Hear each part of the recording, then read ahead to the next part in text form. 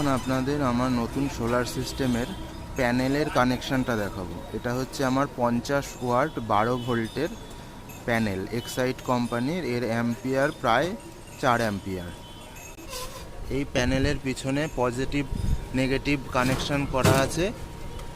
প্লাসের সাথে আমি এই সবুজ তারটা এবং নেগেটিভ মাইনাসের সাথে সাদা তারটা জুড়েছি। এটি হচ্ছে 12 ইঞ্চি ফ্যান। আমি ফ্যানটাকে দেখাই। আজকে একদম খুব সুন্দর রোদ উঠেছে এবং মারাত্মক এখানে ঘুরছে ফ্যানটা, সত্যি অসাধারণ চলছে। এই ফ্যানটার বিবরণ হচ্ছে এটি 12 ভোল্ট 1 অ্যাম্পিয়ার। তাহলে হিসেব করে দেখা যাচ্ছে এটা হচ্ছে 12 ওয়াট কারেন্ট পড়ছে।